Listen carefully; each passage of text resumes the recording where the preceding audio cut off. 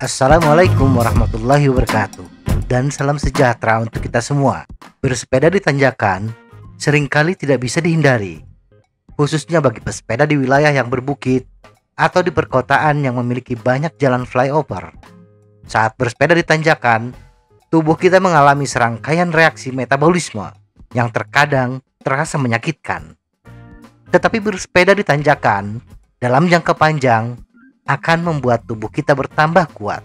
Berikut adalah beberapa reaksi metabolisme tubuh ketika bersepeda di tanjakan.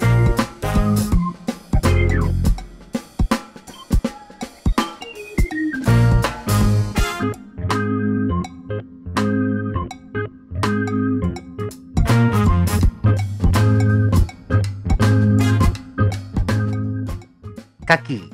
Saat bersepeda di tanjakan, musuh utama kita adalah gravitasi.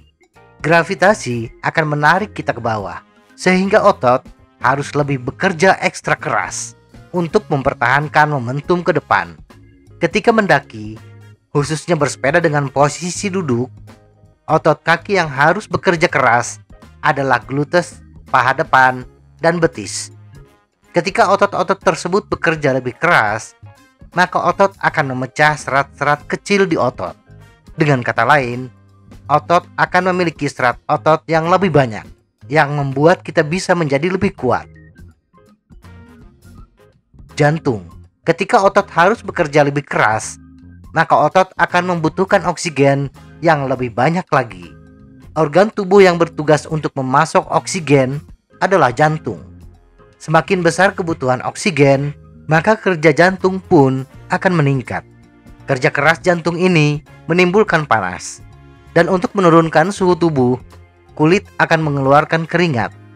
Proses terjadinya keringat juga membutuhkan oksigen, maka kebutuhan oksigen pun akan berlipat ganda, yang membuat kerja jantung semakin berat. Itulah kenapa ketika bersepeda dengan intensitas tinggi atau bersepeda di tanjakan, detak jantung akan naik drastis. Detak jantung akan naik sekitar 30 hingga 40 bpm dibandingkan bersepeda di jalan datar, dan akan bertambah 10 bpm lagi bila bersepeda dengan posisi berdiri. Pembuluh darah.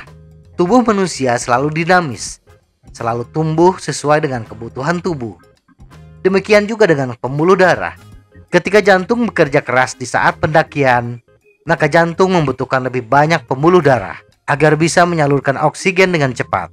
Kebutuhan distribusi oksigen yang tinggi ini direspon oleh tubuh dengan menumbuhkan lebih banyak pembuluh darah kapiler ke otot, sehingga pasokan oksigen ke otot akan terjamin. Bertambahnya pembuluh darah dan serat otot ketika bersepeda di tanjakan akan membangun kekuatan tubuh yang lebih bagus. Mitokondria.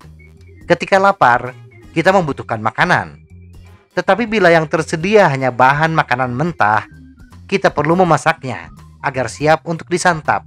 Oksigen yang dikirim jantung adalah bahan mentah, maka agar bisa menjadi energi, perlu diolah terlebih dahulu.